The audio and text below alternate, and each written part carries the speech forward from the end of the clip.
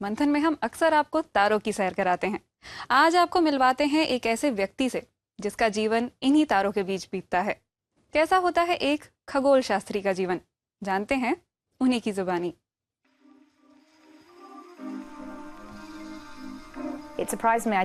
जब मैं यहाँ आई तो ये देखकर हैरान रह गई कि म्यूनिख आल्प्स के कितने पास है।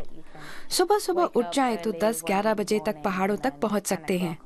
ये जबरदस्त है।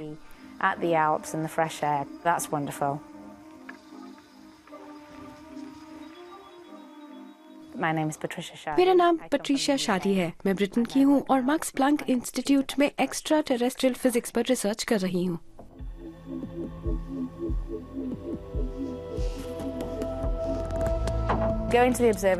ऑब्जर्वेटरी जाना अच्छा लगता है, मजा आता है। वहाँ बैठकर समझना आसान लगता है। आमतौर पर दफ्तर से कंप्यूटर पर सब देखा जा सकता है, लेकिन जब परेशानी आती है तो कभी कभी ऑब्जर्वेटरी और फिर टेलीस्कोप से देखना पड़ता है। मेरे साथ ऐसा हो चुका है।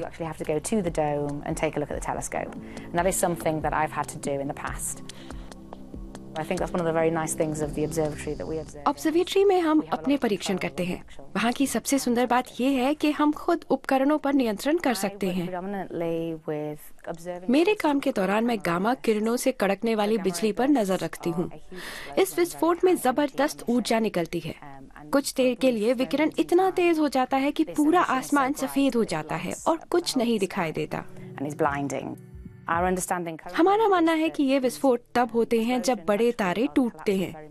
ये इतने बड़े हो जाते हैं कि अपने ही गुरुत्वाकर्षण के शिकार हो जाते हैं और ब्लैक होल बनाते हैं। इन तारों की मौत भयानक होती है और हमें पता है कि इनकी बहुत कम उम्र में मौत हुई है, क्योंकि बड़े तारों की जिंदगी छोटी होती है। मुझे ऐसी मौत दुखद लगती है और ये नाटकीय तरीके से खत्म होती है, चुपचाप नहीं। मुझे नहीं लगता कि मौत के बाद भी कुछ होता है। मेरा मानना है कि हम बस कुछ ही देर के लिए यहाँ हैं और जब हम जाते हैं तो फिर हम कुछ नहीं रह जाते।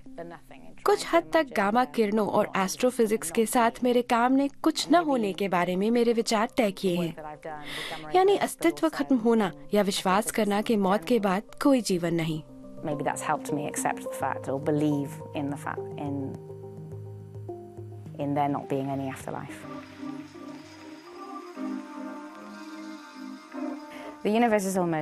ब्रह्मांड 14 अरब साल पुराना है और मैं गामा किरणों के बारे में शोध करती हूँ।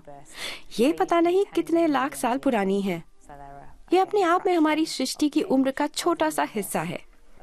जाहिर है कि इससे मेरे अपने देखने का नजरिया बदलता है और मेरी सोच व्यावहारिक हो गई है। शायद इसलिए मैं बहुत रोमानी भी नहीं हूँ।